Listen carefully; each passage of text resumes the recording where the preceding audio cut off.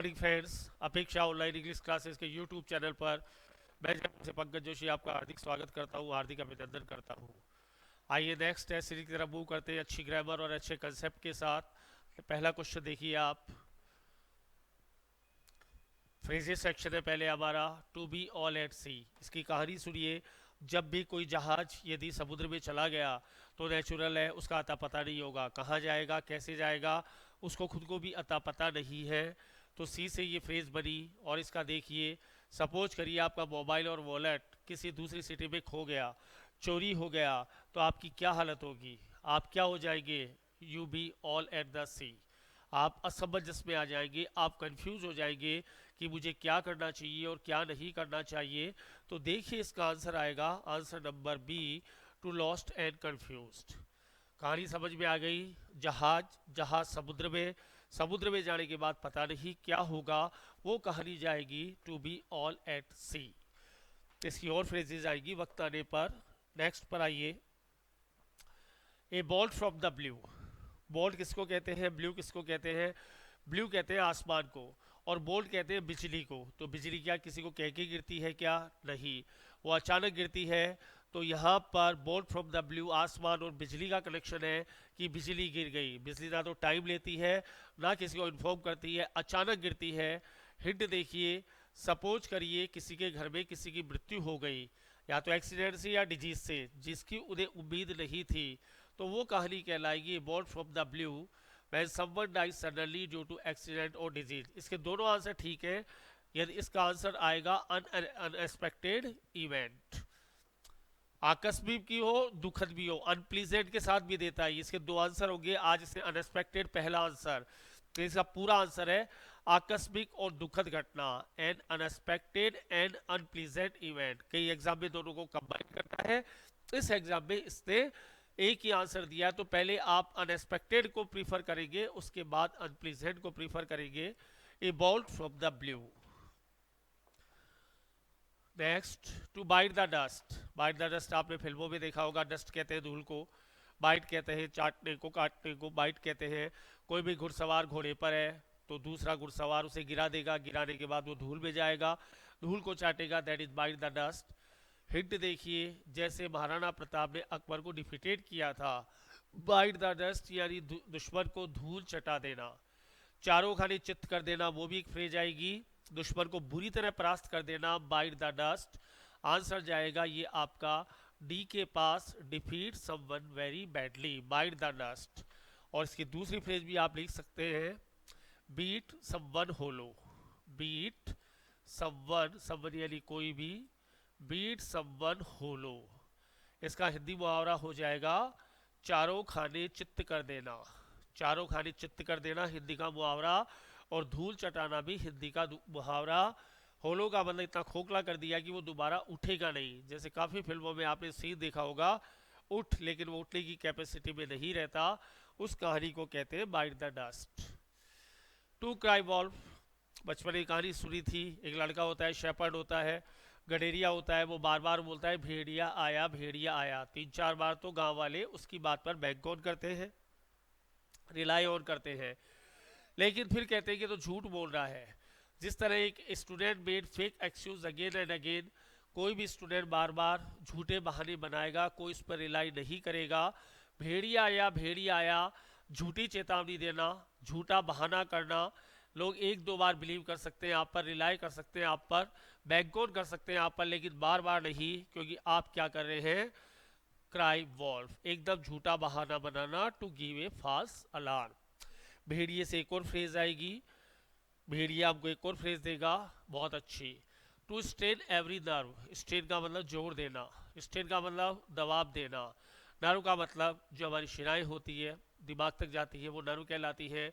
तो जब हम किसी चीज़ पर जोर दे रहे हैं, हमारी नर्व को ये हम फोकस कर रहे हैं, जोर दे रहे हैं, उसे तनाव में ला रहे हैं, तो नेचुरल है हम स्ट्रेन एवरी नर्व कर रहे हैं। हिंट का देखिए, a student to garner is target, हर इंसान को अपना बुल्सआई प्राप्त करने के लिए स्ट्रेन एवरी नर्व करना पड़ेगा, जो आप कर रहे हैं आपको करना चाहिए। यदि आप स्ट्रेन एवरी नर्व नहीं करेंगे तो आपकी मंजिल आपको कभी नहीं मिलेगी, ये डेड सर्टेन है, ऑन द कार्ड्स है, पत्थर पे लकीर है। तो स्ट्रेन एवरी नर्व का मतलब होगा बहुत अच्छा प्रयत्न करना, अपनी तरफ से सर्वाधिक प्रयत्न करना। Make utmost effort to strain every nerve. मैं आपको पीडीएफ दोबारा भेजूंगा आंसर शीट के साथ, जिसमें और एक्सप्लेन कर दूंगा। अभी आप सुन लीजिए, लिख लीजिए, समझ लीजिए, अभी समझने का काम है। मैं पीडीएफ दोबारा भेजूंगा जिसमें इनका हिंदी में आंसर और कुछ मेरे को और मेंशन करना होगा वो भी मेंशन कर दूंगा, ताकि आपके नोट्स और तैयार हो जाएंगे। Next, to flog a dead horse. To flog a dead horse, flog का मतलब चाबुक से पिटाई करना, डेड का मतलब मरा हुआ घोड़ा। अब मरे हुए घोड़े के कुछ चाबुक मार रहा है, क्या फायदा होगा? फ्लॉग का चाबुक से पिटाई करना, डेड हॉर्स मरा हुआ घोड़ा, कोई फायदा नहीं है। एक डॉक्टर ने एक शराबी को कहा भैया शराब पीना छोड़ दे। बूझर को कहा बूझ पीना छोड़ दे, शराब पीना छोड़ दे, क्या वो छोड़ेगा? कभी नहीं छोड़ेगा। डॉक्टर साहब या उसके घर वाले क्या कर रहे हैं? फ्लॉग ए डेड हॉर्स कर रहे हैं, मरे हुए घोड़े के चाबुक मार रहे हैं, यानी तो ऐसा प्रयत्न कर रहे हैं, वो असंभव काम को करने की कोशिश कर रहे हैं। इसकी 6 फ्रेजेज आएगी। असंभव काम को करने की कोशिश करना, आज आपने चाबुक और घोड़े को आपस में जोड़ा है, असंभव काम को करने की कोशिश करना। चलिए दीवार को धक्का देते हैं, पॉसिबल है क्या? ये टूट सकती है, ये स्लिप नहीं हो सकती, आगे नहीं जा सकती। तो to flog a dead horse. Show a clean pair of heels, इसकी कहानी बहुत अच्छी है। आपने देखा होगा मुर्गों की फाइटिंग की जाती है, मुर्गों को आपस में लड़ाया जाता है, तो उनके पैरों में जैसे घोड़े की नाल बांधी जाती है, उनके भी लोहे का वो पहना जूता पहना दिया जाता है। आप मान लीजिए अब कोई मुर्गा कहता है साहब मैं तो लड़ाई नहीं करूंगा, तो मैं वो भाग गया वहां से, मैदान छोड़कर भाग गया, तो क्या उसके जो वो लोहे का जो जूते थे वो क्या खून से सने होंगे? क्या मिट्टी से सने होंगे? अरे जब वो भाग ही गया तो show a clean pair of heels ही दिखाएगा ना, एकदम साफ हो गए, यानी कहीं से भाग जाना। Show a clean pair of hills कहलाएगा। एडी से मैंने आपको कहा था 4 फ्रेजेज आएगी, ये हमारी जो फ्रेज है वहां से पैदा हुई है। तो एक नटोरियस क्रिमिनल है, जेल से भाग गया, जैसा फिल्मों में दिखाते हैं, तो टू एस्केप की फ्रेज आएगी to show a clean pair of heels. इसकी कहानी बहुत अच्छी है, मुर्गों की लड़ाई, मुर्गा भी काम आएगा। आज उसकी लड़ाई करवाइए, वो भाग गया वहां से, लड़ नहीं रहा है, तो नेचुरल है उसके वो जूते हैं जिनसे वो पहनता है या हील्स है वो साफ है। डाइन हार्निस, हार्निस को उसको कहते हैं खेत में चलते हैं पर खेत में जो हल जोतने की प्रक्रिया होती है वो हार्निस कहलाती है। तो डाइन हार्निस का मतलब है जो बैल है वो कब मरा, या कब मरा वो बैल, वो किसान कब मरा? वो हल के साथ ही मरा, यानी हल उसके साथ था, यानी कर्तव्य करते हुए मरा, तो कर्म करते हुए मरा। हिंट है कैप्टन विक्रम बत्रा, जिनके नाम पर फिल्म भी है, वो डाइन हार्निस से वो वीर गति को प्राप्त हुए, वो कर्म करते हुए मारे गए, वो शहीद हुए। पहले शहीदों के लिए लागू होता था, आजकल सबके लिए लागू होता है। हाई कोर्ट ने, सुप्रीम कोर्ट ने भी इसको जजमेंट भी यूज़ किया था कि यदि कोई व्यक्ति अपने ऑफिस के लिए निकला है और उसका एक्सीडेंट हो गया तो उसे डाइन हार्निस माना जाएगा और उसे वही कंपनसेशन या एक्स ग्रेशिया मिलेगा जो वो अपनी यानी फैक्ट्री में होता या अपने ड्यूटी आवर्स में होता, वो डाइन हार्निस कहलाता है। टू फेदर वन नेस्ट, एक पंछी है, पंछी को जो है अंडे देने हैं तो अपना घोंसला बनाता है, जैसा आपने देखा होगा।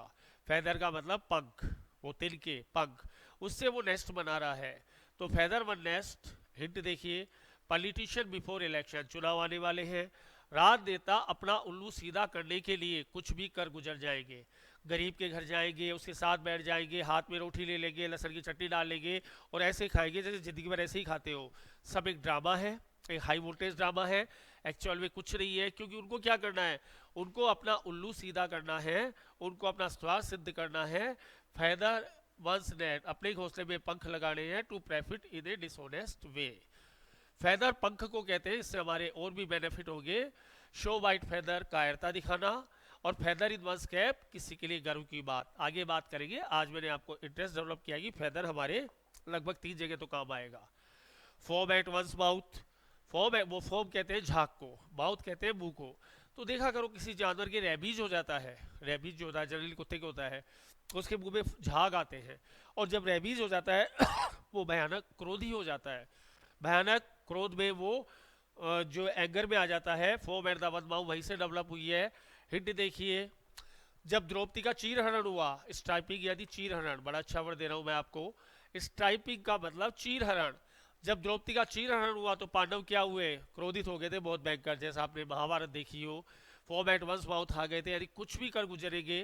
क्रोधित होने की बहुत सारी फ्रेजेज आएंगी, बहुत सारी। आज यहाँ से तैयार कीजिए, एक जानवर, उसके रैबिज, वो क्रोधित, सीधी सी बात। Whenever I meet him he pulls a long face. जब इंसान उदास होता है तो उसका चेहरे की मांसपेशियां इस तरीके से खिंचती है कि उसका चेहरा ऑटोमेटिकली लटका हुआ होता है। हंसता है तो मांसपेशियां अलग टाइप में खिंचती है।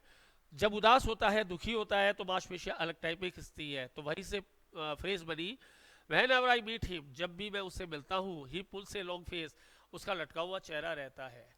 Hint, due to his failure in exam, exam में फेल हो गए भाई साहब, व्यापार में लॉस लग गया भाई साहब के, तो हैव ए लॉन्ग फेस, लटका हुआ चेहरा। इसका आंसर जाएगा ग्लूबी के पास, लुक्स ग्लूबी। लुक्स ग्लूबी का मतलब उदास होना, चेहरा वो लटका होना। इसका एक फॉर्मूला आएगा MGDS, मेलनकली, ग्लूबी, डिस्मल और सलन। 4 वर्ड वोकैब में बताऊंगा, लेकिन आज हम फ्रेज सेक्शन को स्ट्रॉन्ग कर रहे हैं, वोकैब सेक्शन को स्ट्रॉन्ग बाद में करेंगे। I have warn him now and then not to take to drinking, मैंने उससे नाउ एंड देन जो है वार्न किया, उसे चेतावनी दी कि तुम जो है ड्रिंकिंग मत किया करो।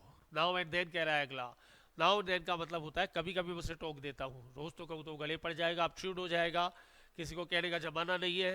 नाउ एंड देन मैं उसे कहता हूँ, मैं उसे ओकेजनली कहता हूँ, कभी कभी कहता हूँ कि साहब तू शराब मत पिया कर, this is detrimental to your health, harmful to your health, injurious to your health. तो नाउ एंड देन का जो आंसर आएगा वो आंसर आएगा आपका occasionally, now and then. Next, their attitude towards each other only tended to create bad blood between the brothers. Tended के साथ preposition to आएगा, पहली नॉलेज। टेंट टू का मतलब होता है किसी के प्रति झुकाव होना, टेंट टू कहलाएगा। टेंट के साथ प्रपोजिशन टू आएगा। बैड ब्लड, ब्लड किसको कहते हैं? हमारे अंदर जो, यहाँ पर ब्लड का मतलब खून नहीं है, हमारे अंदर जो इमोशंस होते हैं, किसी के प्रति भाव होते हैं, किसी के प्रति जज्बात होते हैं, वो ब्लड कह रहा है। अब उसने लगा दिया बैड ब्लड। बैड ब्लड है यानी आपका किसी के लिए जो इंटेंशन है वो बुरा है, आपकी भावनाएं बुरी हैं, आपके सेंटिमेंट्स बुरे हैं, गुस्से वाली हो सकती है, जेलसी वाली हो सकती है, दुश्मनी वाली हो सकती है। तो आंसर जाएगा किसके पास? एंग्री फीलिंग्स के पास आंसर जाएगा। Example, between cat and rat, bad blood ही होगा ना। कैट कभी भी रैट के लिए अच्छी भावना नहीं रखेगी।